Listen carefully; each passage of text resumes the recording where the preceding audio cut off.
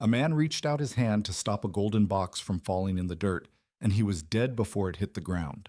His name was Uzzah. He wasn't a thief, he wasn't an enemy. He was a Levite from a family that had guarded that box for 20 years. He was walking beside it in a parade, with music playing and 30,000 people celebrating, and the oxen stumbled and the box tilted, and he did what any of us would have done. He caught it, and God killed him on the spot. David, the king, the man after God's own heart, stood there and did not celebrate anymore. The Bible says he was angry, then it says he was afraid. And he asked the question that this whole video is going to answer. He said, "How can the ark of the Lord ever come to me?" Because Uzzah was not the first. He was not even close to the first. There is a body count attached to this object that most people have never added up. Priests, soldiers, an entire town, 3 cities of Philistines. And almost every time, the story ends the same way. Somebody got close to the Ark of the Covenant, and somebody died. So here's the thing that should bother you. This box was supposed to be the best thing Israel had. It was the sign that God lived among them. It went ahead of them into the Promised Land. It was the thing that made them different from every other nation on earth. Why did the best thing they had keep killing them? That's what we're going to work out. And I want to tell you up front, the answer is not that God was in a bad mood in the Old Testament and calmed down later. The answer is a rule written down centuries before any of these deaths that almost every single victim broke and one man kept. And that one man was not an Israelite. He was a foreigner from an enemy city, and the ark sat in his house for 3 months and made him rich. When you understand why he lived, you understand everything. Let's start with the bodies.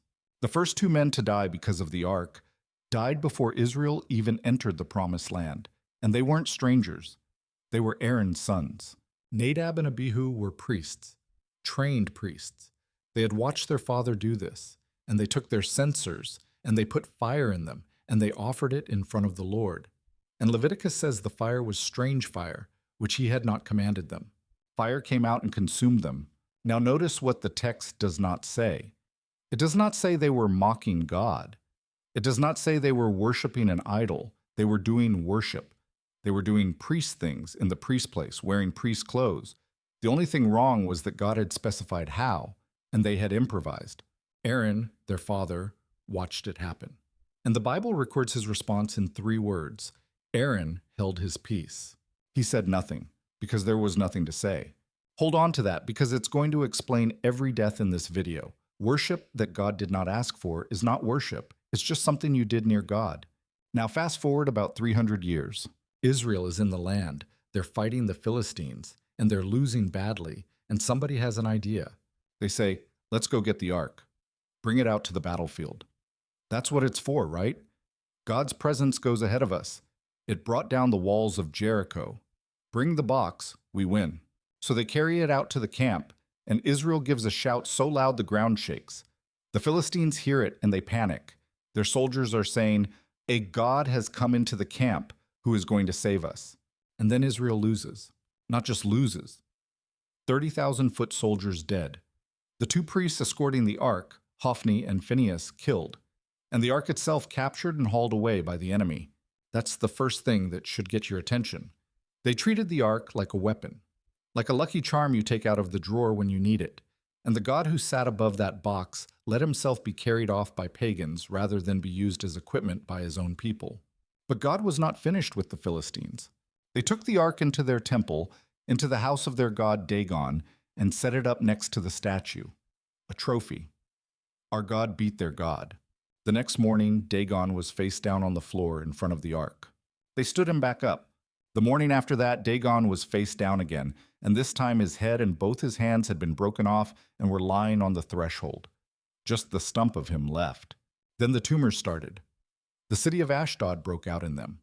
So they shipped the ark to Gath, and Gath broke out in them, young and old.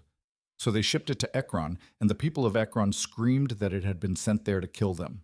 7 months. 3 cities. The Philistines held the ark for 7 months, and it wrecked them so thoroughly that they called a national council of their rulers and priests to figure out how to get rid of it. Here's what I want you to notice. The Philistines never touched it. They never opened it. They just possessed it in a way God had not authorized, and it emptied their cities. So they build a cart. I need you to remember this detail because in about 4 minutes it is going to explain the most famous death in this entire story, the Philistines. Pagan priests. No law, no revelation, no instructions from God. They sit down and they design a delivery system, a brand new cart, 2 milk cows that have never been yoked, with their calves taken away and shut up at home, gold offerings in a box beside it. They hitch it up, they let go of the reins, and they wait to see what happens. If the cows walk toward Israel, they said, then this really was the hand of God. If they wander, it was just a coincidence. And the cows walk in a straight line, lowing as they go, all the way to the border, to a town called Beth-Shemesh, and they never turn to the right or the left. The Philistines invented the cart, not Moses, not Aaron. The Philistines, write that down. Now Beth-Shemesh. The people of Beth-Shemesh are down in the valley harvesting wheat. They look up, and here comes the ark, on a cart, pulled by 2 cows that nobody is driving. They are overjoyed. They chop up the cart for firewood. They sacrifice the cows on it, and so far, they are doing the right things. And then they look inside. The text says God struck down the men of Beth-Shemesh because they looked into the ark of the Lord. 70 men in a wheat field, in daylight, at a harvest. And the survivors say something that I think is the most honest line in this entire story. They say, "Who is able to stand before the Lord, this holy God? Not this angry God, not this unfair God, this holy God." They understood something we usually don't. The problem was never that God was violent. The problem is that God is holy, and they were not, and they had just removed the one thing standing between those 2 facts. They took the lid off. They were curious. That's all. Nobody in that field woke up planning to commit blasphemy. They wanted to see what was in there. And curiosity, aimed at the one thing God said not to aim it at, killed 70 men before lunch. Now here's where I have to be careful and honest with you, because this is one of those places where translations disagree, and I don't want to bluff. Some Hebrew manuscripts read 50,070 men. Beth-Shemesh was a small farming town. It could not have held 50,000 people. Most scholars, and most modern translations, treat the 70 as the reading that makes sense, and I'm going with 70. But I'd rather tell you the number is disputed than pretend it isn't. Either way, the crime is not in question. They looked. And after that, nobody wants the ark. Beth-Shemesh sends a message to a town called Kiriath Jearim that basically says, "Come and take it." And a man named Abinadab takes it into his house on a hill, and his son is consecrated to guard it. And there it sits, not for a week, not for a year, for 20 years, and by the time David comes for it, closer to 70 since it was captured. The Ark of the Covenant, the throne of God on earth, parked in a house on a hill, while an entire generation of Israelites grew up with it as a piece of furniture in the neighborhood. Remember that house. Remember that family. Because one of the boys who grew up in it was named Uzzah. David is king now. He wants the ark in Jerusalem, and honestly, his motives look good. He wants God at the center of the nation. He wants the capital to be more than a fortress. He organizes an enormous celebration, 30,000 chosen men, harps, lyres, tambourines, cymbals, everything you would want. And he puts the ark on a new cart. Do you see it now? Where did David get the idea for a cart? It is not in the law. It is not in Exodus. It is not in Numbers. It is not in Leviticus. There is not one word in the entire law of Moses about moving the ark on wheels. He got it from the Philistines. Israel's greatest king copied his worship logistics from the enemy because it had worked once, and it looked impressive, and honestly, it was easier. That's how the death of Uzzah actually begins. Not with a stumble, with a shortcut, made about 8 miles earlier, because there was a method. It had been written down for 400 years, and it was extremely specific. The ark had 4 gold rings, 2 on each side, and through those rings went 2 poles of acacia wood overlaid with gold. And Exodus says something about those poles that most people have never noticed. It says the poles shall remain in the rings of the ark. They shall not be taken from it, ever. The poles never come out. Not in storage, not in transit, not for cleaning, not for repair. The ark was engineered, from the blueprint, so that human hands would never need to make contact with it. And when Israel moved camp, Aaron and his sons went in first and covered the ark completely, and only then were the Kohathites, one specific clan of Levites, allowed to come and lift those poles onto their shoulders. And God says to Moses about that clan, "They shall not touch any holy thing, lest they die. Then he says it again, a different way. They shall not go in to look at the holy things, even for a moment, lest they die. Both crimes are named in advance. Touching, looking. Beth-Shemesh looked. Uzzah touched. Neither death was a surprise ruling. Both were published law, 4 centuries old, and both of them died for the 2 things God had specifically written down. But I don't want to be too hard on Uzzah, because if you're honest, Uzzah is the one you feel bad for. I do too, and I think that's the right instinct, if you follow it to the right conclusion. Uzzah's name means strength. And what did he do? He put out his hand to steady God. Think about that picture for a second. The God who split a sea, who dropped the walls of Jericho without a battering ram, who emptied 3 Philistine cities without an Israelite soldier lifting a single sword. That God is riding on a cart, and he tips, and a man reaches out to keep him from falling in the mud. Uzzah's instinct was that God needed his help, that God was fragile, that the dirt of the road would defile the ark, and Uzzah's hand would not. That's the part that stays with me. He thought his hand was cleaner than the ground. And I don't think he invented that idea. I think it was handed to him. The ark had been sitting in his father's house for 20 years. He grew up next to it. He probably swept the room it was in. It was the family's box. It was the thing tourists asked about. Familiarity had sanded all the edges off. Uzzah did not die because he was worse than everyone else. He died because he was closer than everyone else, and closeness had made him casual. And you can see that everywhere if you look for it. The people who get careless with holy things are almost never the newcomers. It's the ones who have been around it their whole lives. The person who grew up in the building, the one who knows every song by heart and hasn't heard a word of one in years. Familiarity is not reverence. It is very, very good at imitating it. Now here is where everything I've just told you should fall apart. David is furious and terrified, and he refuses to bring the ark another step. He diverts it. He parks it at the nearest available house, which belongs to a man named Obed-Edom. And Obed-Edom is called a Gittite. Gittite means Gath. Gath is a Philistine city. It is one of the 3 cities that broke out in tumors when the ark came through 70 years earlier. The ark stays in his house for 3 months. And the Bible says the Lord blessed Obed-Edom and all his household. Nobody dies. Nothing burns.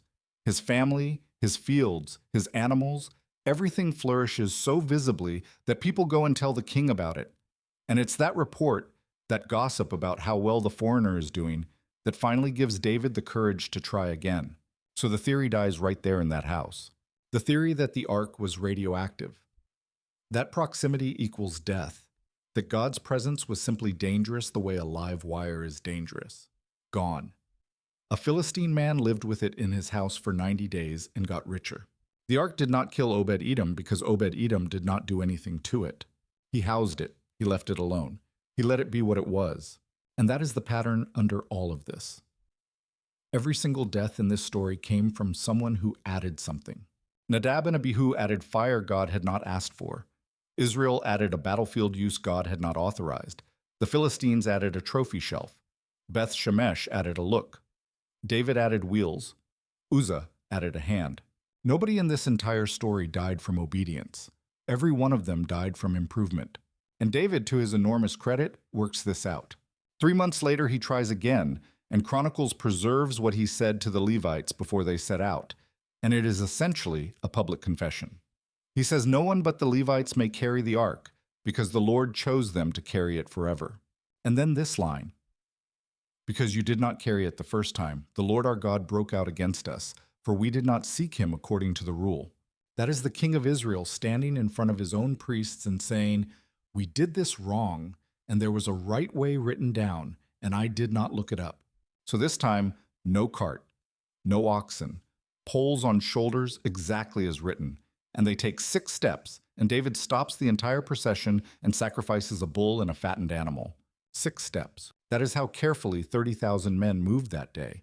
And David danced the whole way to Jerusalem, wearing a plain linen ephod instead of a crown, and his wife despised him for it. Same box, same God, same city, same king. Different method, 0 deaths, which brings us to the last man, the one who should have died and didn't, because there was exactly one human being on earth permitted to walk into the room where the ark sat and stand in front of it and come back out alive.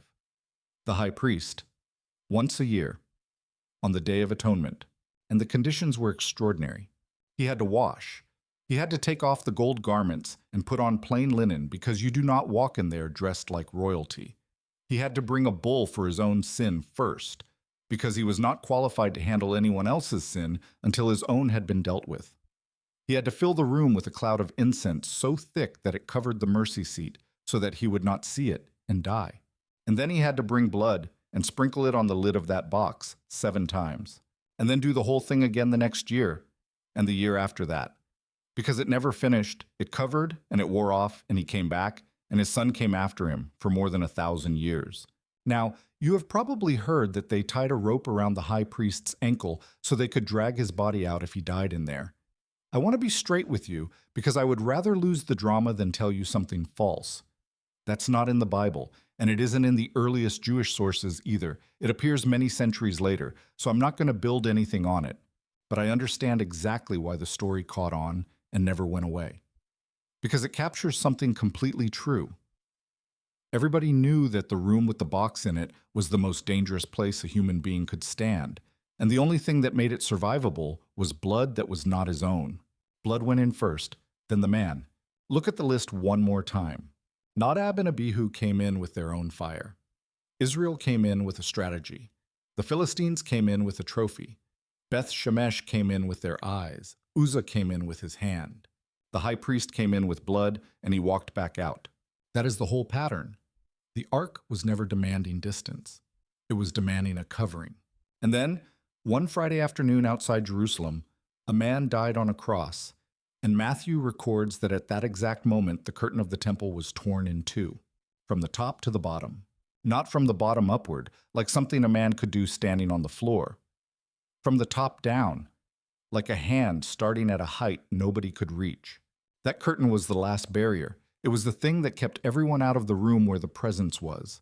And it was not opened. It was destroyed. Here is what I want to leave you with. For 1,400 years, the message of that box was, do not touch, do not look, do not come near. And if you must come near, come with blood, come alone, and come once a year. And then the blood was finally enough, and the barrier came down, and the message became the exact opposite. Come, all of you, any day, with confidence. The ark never killed anyone who came God's way. There simply was not a way for most people to come, and the ones who forced it died. Uzzah reached out to hold up a falling God with his own strength, and it killed him. And the entire message of the cross is that God reached out to hold up falling people with his own strength, and it killed him instead. That's the difference. Uzzah tried to steady God. God, in the end, steadied us. So when you read that story and something in you protests, when you think that seems harsh, that seems excessive, he was only trying to help, I would say hold on to that protest. Do not let anyone talk you out of it. Just carry it one step further. Because if that death shocks you, then you have finally understood how serious the problem was. And if you understand how serious the problem was, then you are ready to understand what it cost to fix it.